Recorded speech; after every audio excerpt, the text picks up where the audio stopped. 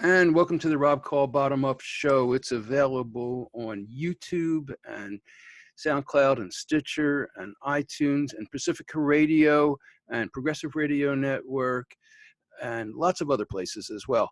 My guest for this show is Chuck Collins. He's a member of the Patriotic Millionaires and is the great-grandson of the U.S. meatpacker Oscar Mayer. He directs the program on inequality at the Institute for Policy Studies, and he's the author of Born on Third Base. His website, the best one to find his material at, is inequality.org.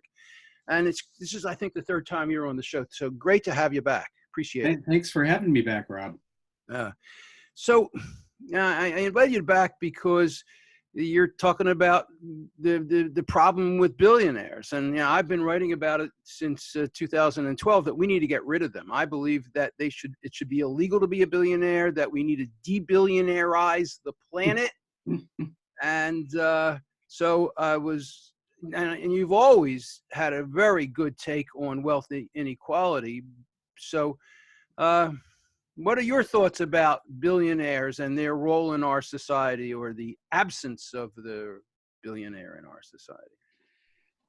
Yeah, well, just again, I would honor the work you've done in this area. I mean, I think part of the reason we're having this national conversation is because you and a few others have kind of been laying the groundwork for a critical perspective on billionaires, because there's still a glorification of billionaires and concentrated wealth, that part of what we do need to do as a culture is to, reevaluate that. And I think that it's happening. I mean, I would say both the presidential debate, the campaigns within the Democratic Party has kind of brought this issue. The fact that there's actually 2 billionaires running for president has brought that issue to the table.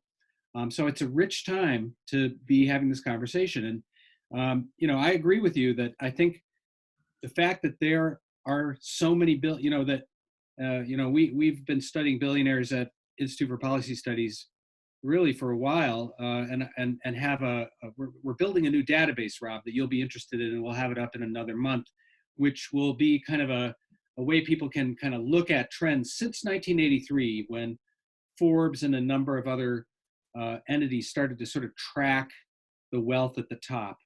And up to the present. So in 1983, there were 17 billionaires in the United States. Now there's over 600. Their total wealth together in 1983 was like $118 million, right? Or $118 billion. Today it's $3.1 trillion. So not only is the number of billionaires grown, but the concentration of wealth, their share of the overall wealth pie has grown. And our perspective is that is enormously dangerous for a democratic, self-governing society. It actually kind of undermines and everything we care about. And this is what you have written about. It's bad for democracy, but it's bad for the economy, social cohesion, every other thing that we care about: health, well-being, sports, culture. Billionaire influence and concentrated wealth is really jeopardizing everything we care about. Keep going. And one thing I want to point out is this glorification of billionaires. I recently started a Facebook group about getting rid of billionaires. So if you do a search for groups on Facebook, just look up billionaires and you'll find it. But what I found was a ton of these Facebook groups that glorify billionaires, how to become a billionaire, the wonders of billionaires, and they are not heroes. They just aren't. And one of the things that I firmly believe is that every single billionaire is dangerous to democracy, dangerous to humanity, and dangerous to the planet. Yeah, I mean, I think it was Voltaire who said, behind every great fortune there is a crime. And I think you can say behind any billionaire, there is a monopoly, a cornering of the market, a unfair expropriation of the commonwealth. Whether it's cornering the market on natural resources, like the first industrial fortunes made around timber and minerals and oil, or the sort of modern day internet cornering the market, capturing a share of the commons for their own private gain. There are some stories that are much more obviously about criminal extraction and other, so I think that's one part of it, is just to like demystify how is wealth created in this society. Going back to the taking of land from indigenous people, the extraction of people's labor from the slavery system, the unfair monopolization of land and resources, all the way up to the current day. So part of our work is to sort of demystify and deglorify the stories of great wealth. The other thing that I think is important is to understand how once people attain a certain level of wealth, they start to engage in practices that are about not only growing their wealth, but protecting it, defending it, and sequestering it. And Jeffrey Winters has written this fascinating book called Oligarchy, which is, so what is an oligarch? And at what level do you become an oligarch? And he sort of makes a distinction between elites, political and cultural elites, that maybe, are elected officials or the people we see on the news or whatever, versus oligarchs who have massive material power. They have substantial wealth, and they use that wealth to manipulate the system to get more wealth and to protect the wealth that they have, and to create essentially dynastic conditions. And we're now living in a kind of an oligarchic period where, as French economist Thomas Piketty says, if we just let it go, if we keep things on sort of autopilot, a generation from now, our culture, our society will be, he calls it patrimonial capitalism. It will be completely dominated by the sons and daughters of today's billionaires, who will dominate our politics, culture, philanthropy, and the economy. And so if we think even today, we're like, well, geez, aren't we already there? But it will become more so, more concentrated, more oligarchic. And I believe that the fastest, easiest way to take first steps towards getting rid of billionaires is within dynasty tax, a tax on inheritance, so that this vision of Piketty's doesn't come to be. And that's pretty simple. Now, Trump and the Republicans just did the opposite of that. And we need to take it back. We need to reverse that real fast. Absolutely. I mean, I think we probably need to be looking at, I call it the plutocracy prevention program, Right. a inheritance tax that you describe, a dynasty inheritance, what we call an estate tax, which is at the end of life, you're taxing the transfer substantial wealth from one generation to the next. Then there's the need for sort of an annual wealth tax that keeps those big fortunes from getting up to a certain size. So like what Senator Warren and Senator Sanders have proposed, an annual net worth tax. And then we probably need something what we call an income tax surcharge, which is just laser focused on the top 0.1% income, say over 3 million. Top tax, an additional 10% tax rate on income above that level. If we did those three different things, we would really in one generation, we would reverse, debillionarize, as you would say. We would seriously, significantly reverse that concentration of wealth. And we would prevent that sort of intergenerational dynastic buildup of wealth. I think that's great, but I want to aim higher. I want to, and that may be the way it happens, but I think that we need to set laws in motion that make it literally illegal to become or be a billionaire. Yeah. You look at like Jeff Bezos, we just found out that he's making a house for $160 million. And you talk about this idea of these fantastically expensive real estate investments. So I'll finish my thought, and then I'd like you to talk about that. Yeah. So I think that nobody needs a $160 million house. Nobody needs a $50 million house. Nobody needs a 100 million or plus piece of art in their house to own privately. And I think that we have to start taking this glorification of billionaires and of wealth, and we've got to change the story. And I know you talk about the idea that we need to change the narrative around. So that's another thing that I think that really has to be revised. And you've done that personally in your life. So maybe you can talk a little bit of, first talk about housing and investment and that, and then maybe we can talk some about story and narrative and of wealth and billionaires. Yeah, I was going to say, I like your point about aiming higher, and to sort of say we have an emergency in this situation, that maybe there's sort of a plutocracy prevention intervention that, you know, if there's wealth above a certain threshold, that there's a sort of more of emergency measure, or, you know, I don't know if we can make it illegal to be a billionaire, but you can essentially say once wealth passes a certain threshold, that emergency tax is triggered to bring that down to democratic size. Well, what I vision is that, you know, you're going to have people who already have it, you know, like Bloomberg. And I think that we need to say you have 2 years to stop being a billionaire. Yeah. And then we need to say, these are the ways that you can get rid of your money. We encourage you to give it to your employees, your workers, the communities, you know, the really legitimate stakeholder idea that you also have been talking about that's fake for these wealthy people. But take a look at that and give them a time frame and say, you got to do it or we're just going to take it from you. Yeah. And, you know, that's going to make a lot of libertarians' heads explode. But okay. We've got a problem that is a crisis.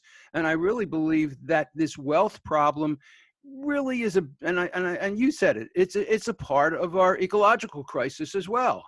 Yes. Yeah. Yeah. I mean, I think, you know, here we are at a time when we need to de-billionarize and also decarbonize. I mean, we need to rapidly shift from a sort of carbon-based fossil fuel system to a new energy system. What's standing in the way of that? Well, we know that the power of the fossil fuel industry, but I also think these extreme inequalities are preventing us from responding in a meaningful and timely and nimble way to the ecological crisis. And the fact that there's so many workers who feel vulnerable and insecure, and the fossil fuel industries knows how to pit workers against environmental concerns to protect the status quo. And so those inequalities undermine our ability to come together to respond to this serious crisis. Well, I also wanted to mention one thing that, and this is partly because I'm very involved in researching a new book on what I call the hidden wealth industry, or the wealth defense industry. Yeah, it's on my list. Okay, yeah. Well, you know, I like to say that there's these professionals, lawyers, tax attorneys, you know, when we start to talk about taxing wealth, one of the things that happens is all of a sudden wealth just vanishes from the ledger.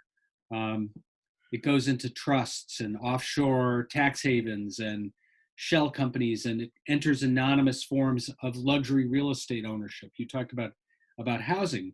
One of the reasons we should be very, very concerned about inequality is because the global billionaire class have so much money, they're moving it around the world looking to park it. And they're trying to park it in places where it will hold its value.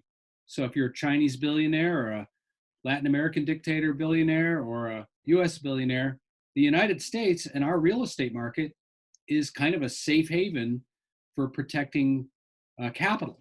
So all of our cities are now going through this massive disruption because of this luxury housing boom that is not building housing for people to live in. It's building housing as wealth storage. So that's just another dimension. But you know, if it's interesting, I mean, we could talk a little bit about what do we do about the fact that the super rich are hiding their money. So even if we did want to tax it, it might be very, very difficult to reach. And that's one of our challenges. Are there ways to do that? Well, you know, first of all, I think this wealth, there is a class of professionals, these wealth defense industry enablers. They are the people who, you know, they're not the super rich, but they have very you know, high paid jobs, helping the billionaires, helping the oligarchs to hide their money. And there are ways I think we can outlaw those practices. There's a whole group of trusts that have been formed that are entirely for the purpose of masking ownership and creating kind of a fake ownership limbo. So, you know, let's say, Rob, you have a $10 billion and I'm your wealth planner. I'm going to create a trust, you know, the Rob Call beneficiary trust, and you're the beneficiary, and it's your money, you create it, but I'm the trustee, and we're going to do some other things to make it so that actually you don't really own it anymore. Like from a tax point of view, we've just created a new entity that you don't own, even though you're the beneficiary of it, even though I'm the trustee and you do whatever I tell you to do, things like that. So, you know, in South Dakota now, there's hundreds of trust companies who just work with billionaires from around the world, helping them hide their money in these dynasty trusts. So we should be just outlawing these kinds of ownership systems that are entirely exist to hide money. Similarly, we can use the power of the United States treaty process and our global role in society to go to countries like the Cayman Islands and Belize and the British Virgin Islands and just say, you want to be part of the global economy, you need to follow these new transparency rules. So I think that you know, there are things we can do to kind of crack down on that escape route. Let's drill down into that a little bit more. So you've got South Dakota providing cover for billionaires from all over the world, creating these entities. Yeah. How would it, I mean, how many people would that affect if that was made to be illegal? It's a very small employment sector, because basically what their job is to kind of maintain a post office box and the legal fiction that somebody in South Dakota is the trustee. Okay, so you're talking about the employees, but I'm talking about the people who are the ones who are being served by it. I mean, it's got to be in the thousands, not even the 10,000, yeah, probably. I mean, the estimate now is that the amount of wealth hidden globally by the billionaire class is somewhere over $20 trillion. Somewhere around 12 to 15% of all the private wealth is now hidden. So we're talking about a lot of money. And we're talking not that many people, though. No. I mean, so, I mean, you know, if the people said to their legislators, you're protecting a couple thousand people in the world, or maybe a couple hundred in the US, we want you to make a law that makes that impossible. Yeah. I mean, they would, in order for them to not do it, they would be listening to a couple hundred or a couple thousand people instead of millions of constituents. And I think that's a great example of, it's such a populist campaign. You know, justify helping a couple thousand families globally at the expense of every other family on the planet. You know, that's really what as you say, that's what it really comes down to. I mean, has anybody made an attempt to put a stop to this? Well, there's a couple different pressure points. We had a very important hero in the Senate, Senator Carl Levin from Michigan, who retired. But this was his thing, and he pushed for a couple things: disclosure of beneficial ownership of companies. You know, like the state of Delaware, you know, some 28% of their state budget comes from the fact that, you know, millions of corporations are registered there. They have more corporations than they do people in the state of Delaware. what they sell is secrecy. They sell a shell company, a limited liability company that does not require anyone to disclose who the real beneficial owner is, who's behind it. Um, the House of Representatives actually passed a bill, believe it or not, in the last Congress to outlaw that, to require disclosure of beneficial ownership. And it's not going to pass through this Senate, but it shows that even there was a sort of transpartisan. There were Republicans who understood these same systems are the same ones that terrorists are using to hide money, that money launderers, the criminals, the kleptocrats are using to hide money. It's not really a good thing in a healthy society to have that. So I think there's disclosure of beneficial ownership. I think going after these illegal trusts, they're all, by the way, they all benefit from, in the United States, from states' rights and federalism, the idea that states have a certain amount of autonomy. But what's happening is the rich will go to a small state where they can capture the state legislature, like South Dakota, and they will get the laws changed to allow these new trusts and ownership entities. Again, there's a federal solution to that. You can just outlaw those types of entities and eliminate the ability of states to create these little hidden wealth shell companies and trusts. So has anybody, so they've attempted to do just the disclosure. I mean, but the disclosure is just one step, really. That's right. That's like saying, oh, we got a problem. Now we know who the problem is. And it's still like saying, oh, well, yeah, they're a problem. We're not doing anything about it, but we know they're a problem. Yeah. But we need to get laws that first say we got to pry the cover off of these people. And then we've got to make laws that say it's over. You're done. Yeah. You're toast. This whole concept is gone. Yeah. One of the beautiful, people don't know this, but Senator Sanders has an estate tax reform bill. You talked about the dynasty tax, but this idea that we're going to tax large inheritances.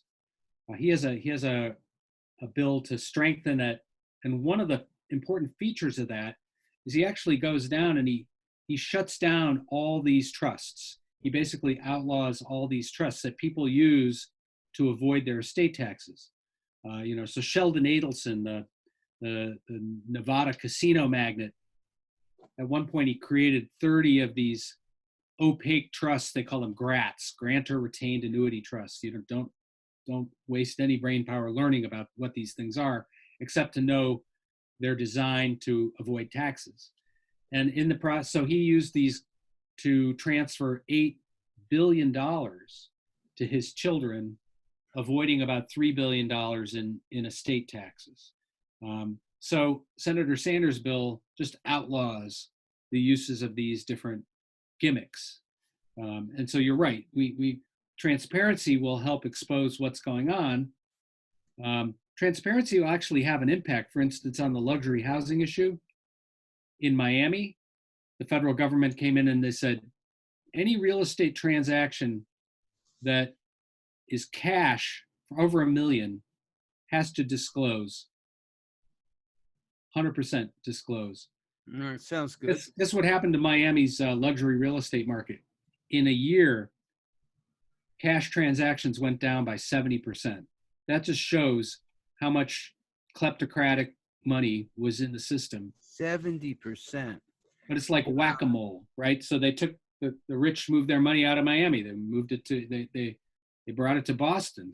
They brought it to Colorado, whatever. So that's why you need a national and ultimately an international agreement around some of these things. Wow, that's incredible. 70% decrease in transactions that were based on cash. Cash over $1 million, which, Miami is a very attractive place for Latin America's plutocrats. They're bringing their money, they're stealing it from their people, and they're bringing it to Miami and hiding it in real estate. Okay, so we need to take a brief break and we'll pause and then come back and keep going here.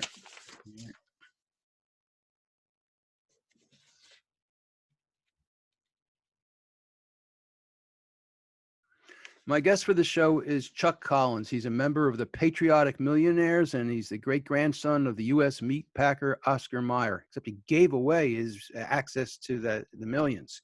He directs the program on inequality at the Institute for Policy Studies and is the author of Born on Third Base. Website to check him out at is inequality.org.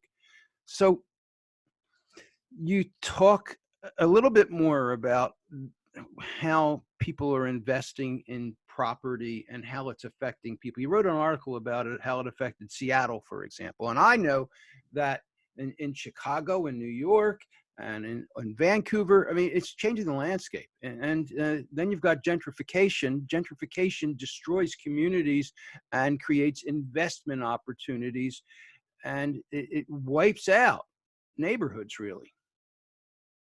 Yeah, I think that almost all urban U.S. cities are experiencing an intense housing emergency right now, an affordable housing emergency. And it's the forces of gentrification that you described. And part of what's going on is rich people are moving back into center cities. They're leaving the suburbs. The next generation of rich occupations and entrepreneurs want to be in the walkable neighborhoods of center cities. So there's more money coming back into cities. But then there's this global wealth phenomena, which is also coming in, which I describe it as supercharging the gentrification dynamics. And it's not just pushing poor people out, it's pushing out the middle class, and the upper middle class cannot stay in core cities anymore. So, and what we're documenting is in a lot of communities, at least a third of the luxury units being purchased are being bought by anonymous shell companies and trusts, where we don't know who's behind it. And there also is crises of vacant housing. Los Angeles has 36,000 homeless people, but probably has 120 vacant units that could be deployed to house people. Well, are these vacant units that are the kind that poor people would go into, or are these wealthy places where, these high-end places that people just put the money in and they're not living there? No, some of them are just like wealth storage units. Some of them are pied-à-terres that are only occupied a couple weeks of the year. Some of them are publicly subsidized with land and government subsidies, but are not serving anybody. So it's a range of housing. But our point there in what we're working with people in Los Angeles is like, well, what if we taxed vacancies? What if there's an empty homes tax, keeping a property off the market for investment purposes? You have to pay a higher tax, and that money goes toward creating affordable housing. Or what if we tax luxury transactions above a very high level? Here in Boston, we have a proposal that I think will become law soon, a 2% transfer tax on any transfer over $2 million. Well, that would raise $150 million a year for affordable housing in Boston. So there are things like that we can do. The other thing is just require disclosure of ownership. We think cities should have the right to know who's buying their cities, who's buying these properties. It should not be anonymous. This is a public interest here. We should have the same rigorous requirement for buying luxury real estate that we have on getting a library card. And that's a growing phenomenon too. Yeah. You have some stats on that? On the beneficial ownership? On anonymous ownership or our sense is in the luxury market, it's 30 to 50% of the purchases, of luxury housing. And in some area, like New York City, they were finding it was closer to 70%. And within certain buildings, luxury buildings where the minimum unit is $5 million, sometimes 90% anonymous shell companies and trusts together. So at the very high end, the higher up you go, the more anonymous the ownership. There's a lot of money that can trickle down to politicians when you got a situation like that. A lot of money that can go to city council people and inspectors. It just seems like it's so ripe for corruption all throughout. No, and I think one of the reasons why this is allowed to happen is because the luxury real estate industry has captured local political systems. They've captured the media. So, a lot of media outlets, the ones that are, and they're under all kinds of pressure. But boy, if you go after the local real estate market, aren't those the people buying your advertising? Same with like the gas industry. It's like these two industries are paying for most traditional media. So you're not seeing the kind of investigative reporting into the downsides. You just list off a number of reasons why we should be concerned: growing inequality in our community, wasteful energy consumption, um, the hollowing out of neighborhoods, the creation of sort of ghost towns and ghost neighborhoods.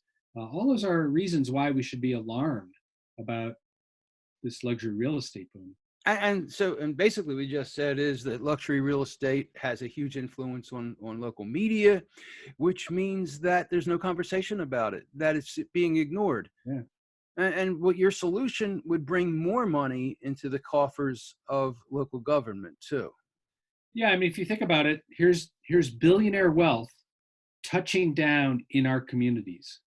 It's not floating around in the clouds. It's buying real land and property, and the reason it's coming here is because our communities are stable and good places to hold value. Well, so in exchange for providing a place for wealth to touch down, we should be taxing it, charging it much more money when it touches down to earth. It's one of the ways we can start to chip away at these concentrations of power. So luxury real estate, what percentage of the population of a given city might be partaking of it, investing in it? Is it a 10%, 1%, a quarter of a percent? I would argue, I mean, if you think about, there are people in the top 10% who are driving one part of it, but that would be the sort of traditional gentrification dynamic. You know, somebody who is a business person, their kids are raised, they're going to move back into the city, they're going to buy a nice luxury condominium where they can walk around to, you know, that's so that there's this sort of the top, I would say probably the top 5% of income and wealth households. Then there's the plutocrats. Then there's the top 1/10 of 1% who buys units buys multiple condominiums worth over $5 million, right? These are people who are spreading their money around. For them, it's an asset class. It's a way to diversify their investments. I got some money in the stock market, I got some money in bonds, some of it spread around real estate in multiple cities. I've got some in art and jewelry. It's a way of just diversifying their wealth. And I would imagine that they're using wealth defense industry people to help them place this money. Yeah.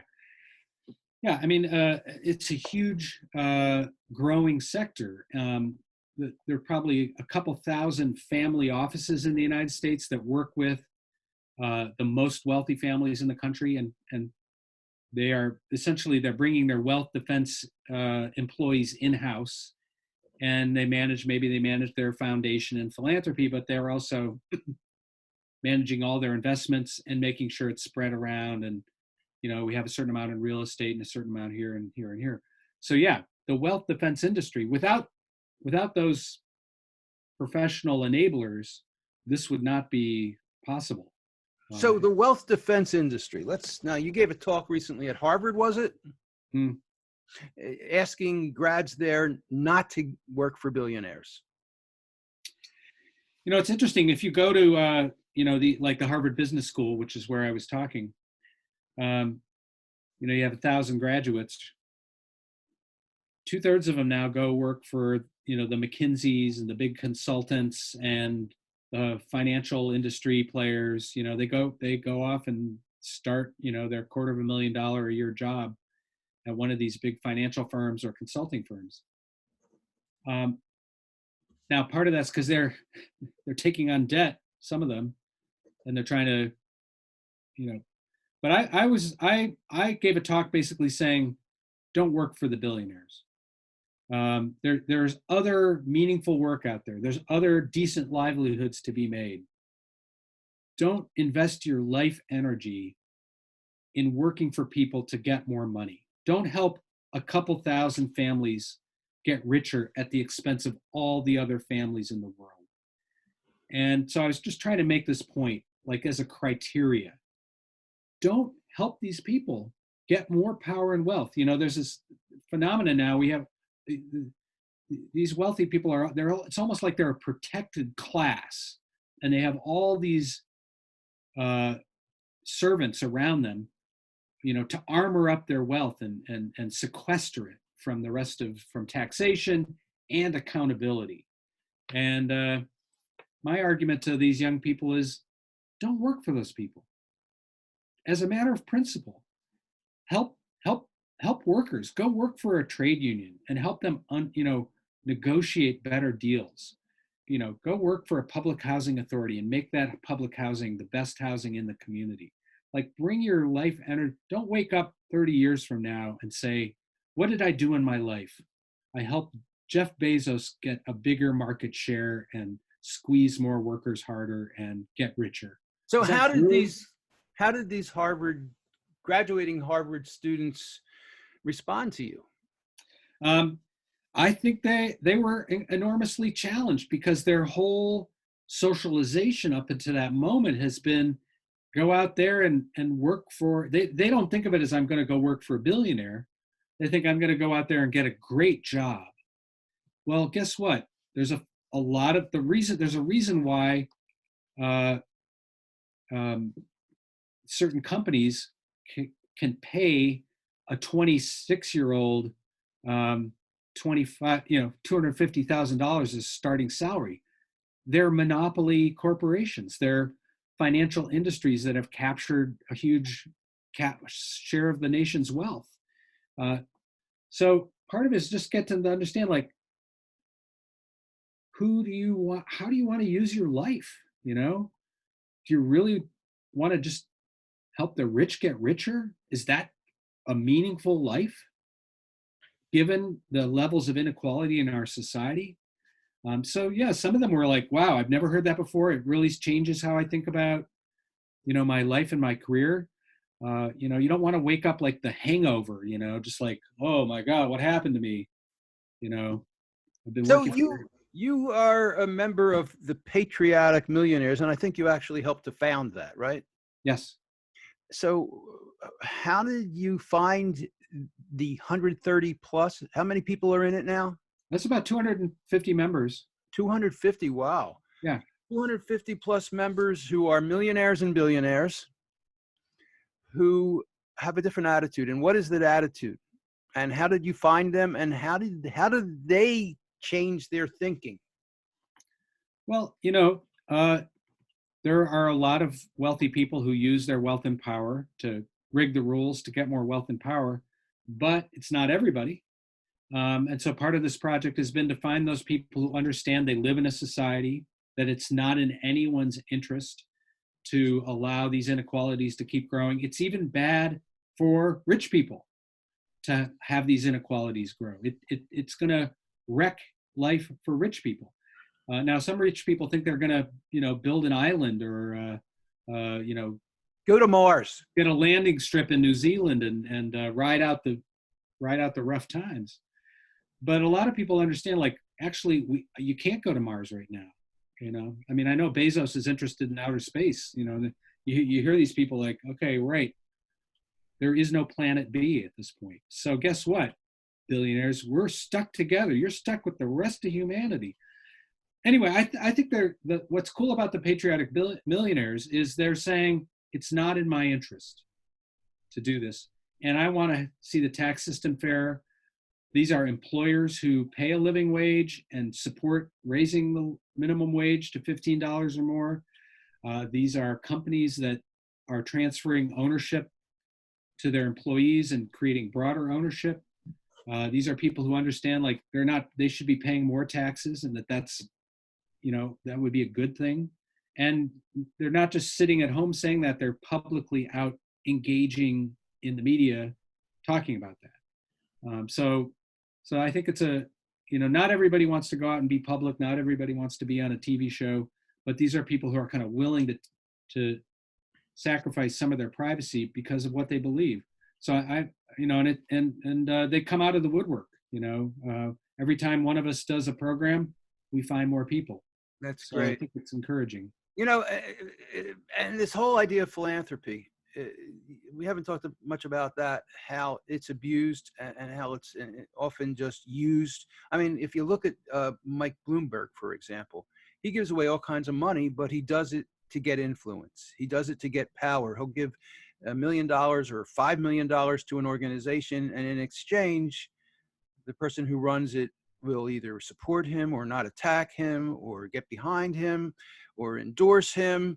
And we see this where he does this a massive amount. My guess is, right now, at this point, the report is he's spent $600 million on his campaign to become president.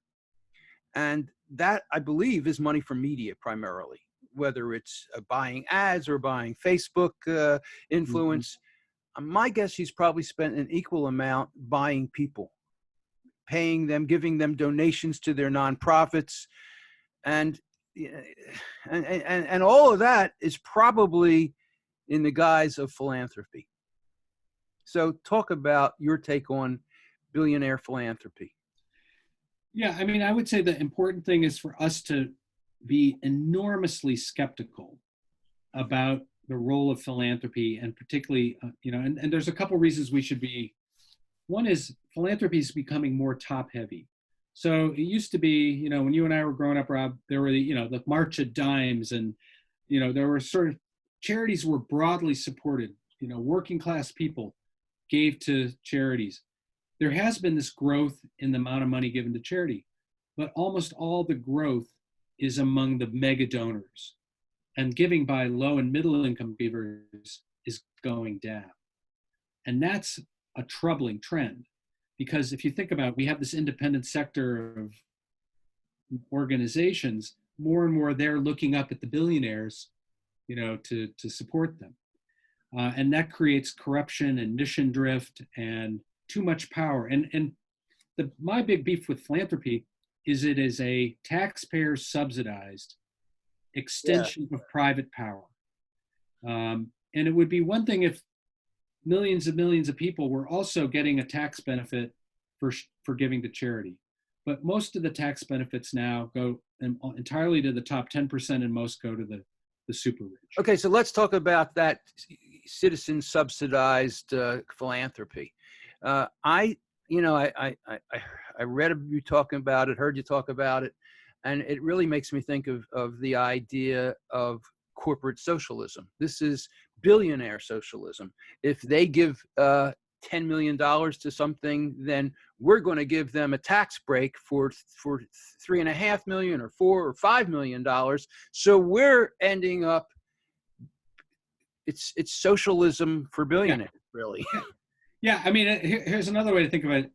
For every dollar a billionaire gives, you and I are chipping in somewhere between 37 and 57 cents of that dollar in lost tax. Socialism. I mean, I suggest you frame that as socialism for billionaires. Yeah, it's like we're co-sponsoring their pet projects. And where does that 57% come from? That's tax breaks that they're getting, or what else? That is that. So again, for every dollar, Michael Bloomberg gives to charity, he's paying somewhere between 37 and 57 cents less on taxes, because you're also looking at how he's reducing his taxable estate, his estate taxes over time. So that's our contribution. That's our contribution to billionaire socialism. Is it's about half. It's one thing if somebody says, well, I'm just going to give my money away and I'm not going to take a deduction, which is how actually most working class people give. That's how most working class people share their money. They don't take a deduction. They see a need and they give it to somebody. Every low income community I've been in, there's always like a jar at the local convenience store, for Tammy who had the operation and needs help. It's like the informal GoFundMe world. nobody's taking a tax deduction for that. But the super wealthy are they're it's back to your original important question. Philanthropy is becoming an extension of billionaire power. It's becoming an extension of private power. So you have a Michael Bloomberg, and in his, here's my one nuanced thing. He's not a terrible philanthropist. If he wasn't running for office, he's actually done some really interesting and good things with his wealth through the Bloomberg philanthropies. He's funded the Sierra Club to shut down coal plants around this country. He funded a movement of mayors to push back on gun policy. So he's got a couple of things that he sort of picked, and he's tried to make a difference. The problem is now he's running for office, and he's calling in all those mayors and calling in all those chips. So all of a sudden, what was good philanthropy has become a quid pro quo for his political ambitions. That's where, if he wasn't running for office, I'd be like, good. That's a good use of your money. It's better than buying another yacht. But the fact that he's, weaponizing his philanthropy, if you will, to advance his political agenda, that's the problem. Well, I think that if Elizabeth Warren or Bernie Sanders become president, then what he's spending on this campaign, even if he spends $5 billion, is less than he would have to pay out because of the way that they would restructure the taxing.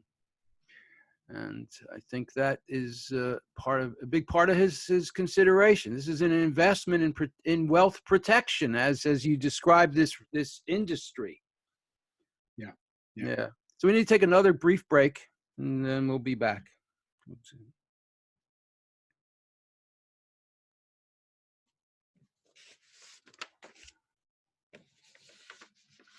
My guest for this show is Chuck Collins. He's a member of the Patriotic Millionaires. He directs the program of Inequality at the Institute for Policy Studies and is the author of Born on Third Base, and his website is inequality.org. So I want to stay with the damage that billionaires do, so we want to talk about that in the time we have left, and I also want to talk about the narrative and the stories that we tell. You've got this idea of glorification of billionaires. How do we change that narrative? How do we make it so that a billionaire is a narcissistic, selfish, maybe psychopathic, parasitic person who is among the biggest threats to humanity, to democracy, and the planet? Because that's the truth.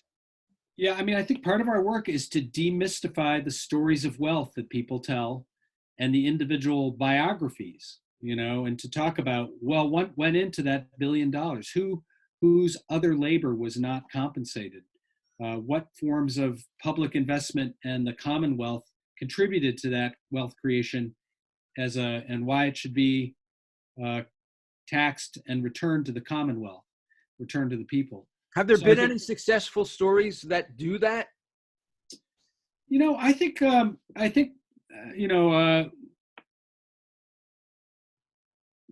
the story of Donald Trump as a self-made, what he would describe himself as a self-made millionaire. Obviously there's more scrutiny on him because he's the president. So now we know. He would say, yeah, I got a $1 million loan from my father that I paid back. Now we know he got $413 million in wealth transferred through a variety of mechanisms. So, and in fact, he probably doesn't have the level of wealth that he claims he does. So, that's a really public example where people have demystified a self-made story. What I found is when people actually tell, one of the values of the Patriotic Millionaires, actually, I think, is people get up and they tell a true story about their wealth origin. They explain their good fortune that has nothing to do with them, that had to do with the luck of timing or the way the market works or the fact that they were over-rewarded for their effort at the expense of others. And I find that refreshing because part of the work is to get people to tell the true stories behind these fortunes. So I think there's both a journalistic piece of work as well as people being more, and it doesn't, even, so I think that's part of it. Um, and, if you think about what's the narrative that holds inequality in place in our culture, it's the everyone is where they deserve to be. So Rob, if you're a billionaire, you deserve to be there because you're virtuous and you worked hard and you got there, and if I'm not there, there's something wrong with me. I haven't worked as hard. I haven't worked as creatively. Like that simplistic story of deservedness is actually at the core of this mythology of inequality. So the Let's more talk we about can, mythology. I think my favorite story is the hero's journey. And the thing with the hero's journey is the hero goes out, gets a call, goes out, becomes a new person. And the hero fails unless the hero brings back the reward, brings back the magic elixir to help rescue the community he came from. And I think that this is the part of the fantasy about billionaires, that where most billionaires are failed heroes. They went out, they got the money, and then they were transfixed by the glamour, as it's been described. And they got stuck in this idea of being a hero. Well, if Luke Skywalker went out and he decided, oh, I'm really cool, I'm going to do this, and I'm not going to worry about the Empire, he wouldn't have been a hero. He would have been an asshole. yeah. And I think that you've got a couple of thousand billionaires who are assholes. And they're selfish, almost certainly narcissistic, way above the norm. Yeah. And I think that we have to tell a different story. We have to start getting stories out there. We have to start having regular TV shows that characterize these incredibly wealthy people as incredibly flawed and unattractive, and the kind of person that people don't want to be. And we want to characterize them as people who are afflicted by their wealth in a way that makes them unhappy, that makes them bad people, that makes them cruel and cold-hearted. Mm-hmm. I mean, what do you think? Well, I hear what you're saying here because of the circumstances of my own upbringing. So because I know some of these people, what I would compliment what you say is there are a lot of these people who have not completed their journey. And part of our work is to say, you know what? It's time to come home. That's what you said. Billionaire. Yeah, you say that. Yeah. So my message to my peers, if you will, is come home. Stop wandering in the exile of disconnected wealth, and come bring your wealth back to place, put it back, return it to the Commonwealth, and come back home to place, and put your life energy back and work to make this a more just and humane planet. And don't think that your wealth gives you a special insight or intelligence.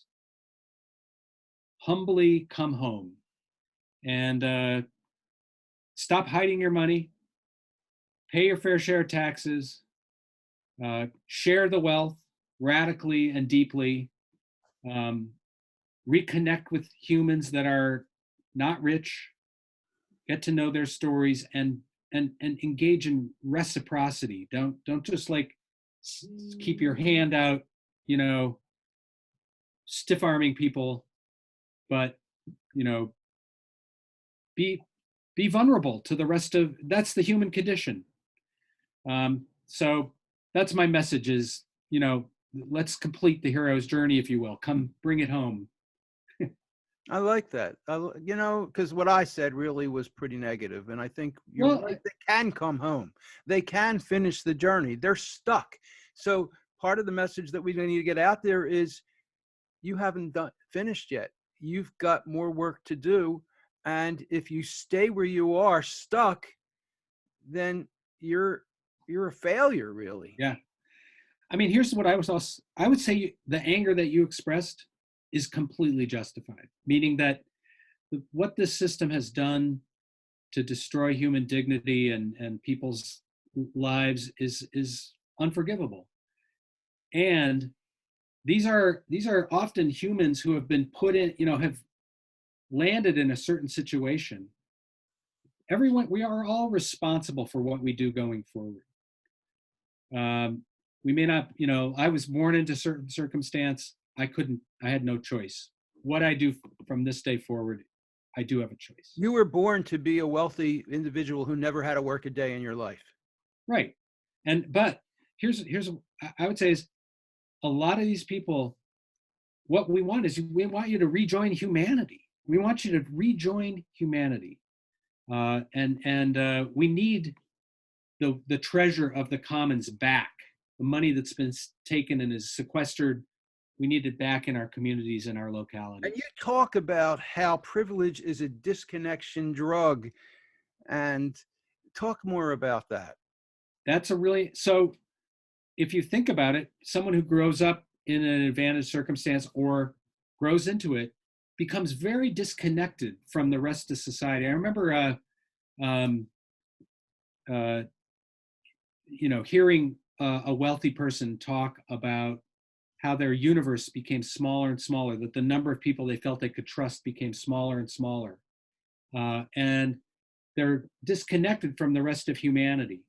And so, wealth and privilege becomes this disconnection drug. The antidote is connection.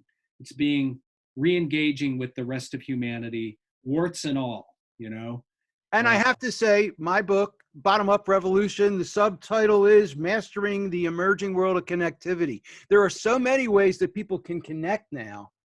Yeah, no, I think so I understand people feel angry. And I also think if we can find the room in our hearts to say, these are our long lost relations. They're like our long lost cousins.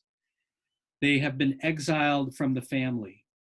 They have used their wealth, and they think that they're autonomous, and they're on a journey, but it's not a good journey, and that the alternative is to invite them home to rejoin humanity.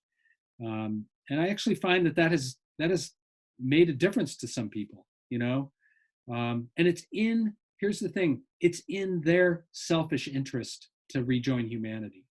The illusion of separateness and disconnection is harming them. You might think it's a lot fun to sit around with $1 billion around you and all these people saying you're so smart and doing whatever you want.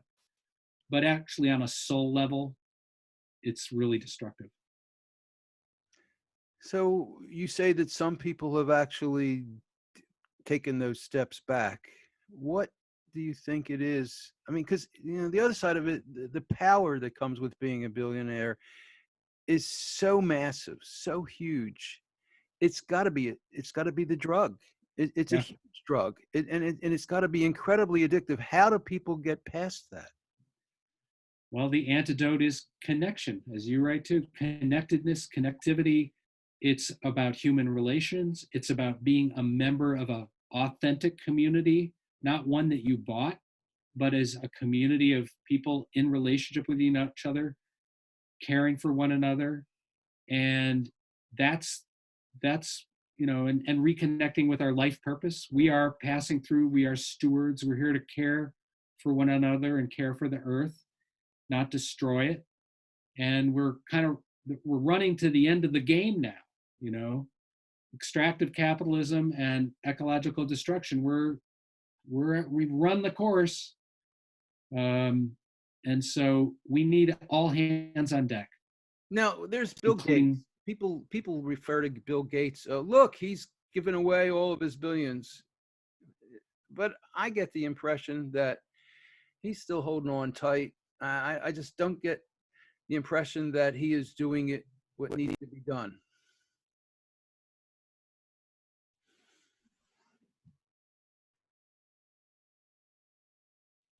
So what about Bill Gates? He's saying he's giving away all his money. What's the story with him? Where do you see him in this picture? Well, it's true that his plan is to give away, all this wealth. I think he's. I do think no one should be able to give away $100 billion without paying some taxes. So I do think that it should not all go into a private charity. I think that the Gates Foundation is trying to give away money, but the scale of the problem is so enormous. So I guess I would say philanthropy is not a substitute for paying your fair share of taxes. And because it's a sort of closely held foundation, essentially what they're doing is there's a public interest there, and there needs to be greater accountability. I think that he's trying to, figure things out and be useful, but it's not really it shouldn't be just about him and his decision making and a small group of people or a group of advisors. There needs to be a little bit more of a democratic participation in that kind of decision making and power. So my take is that even the most benign billionaire with the best intentions is still too dangerous and has too much influence and power. yeah, Final thoughts? Yeah, I think it does come back to this. Should anybody have that level of private power? And the answer is no. All right. Nobody should have that level of power. That's why it's not $1 billion is concentrated power. And as Louis Brandeis said, you can have concentrated wealth in the hands of a few, you can have democracy, you can't have both. And I think that's the ultimate, it's about democracy, ultimately. Thank you. And we're going to wrap. My guest has been Chuck Collins. He's the member of the Patriotic Millionaires. He directs the program on inequality at the Institute for Policy Studies, and he's the author of Born on Third Base, and his website is inequality.org. Thanks, Chuck, for being back on the show again. Really appreciate it. Thanks, Rob. And I hope people will visit inequality.org. And we send out a little weekly newsletter that I think your listeners would enjoy. I subscribe to it. It's great. I really appreciate it.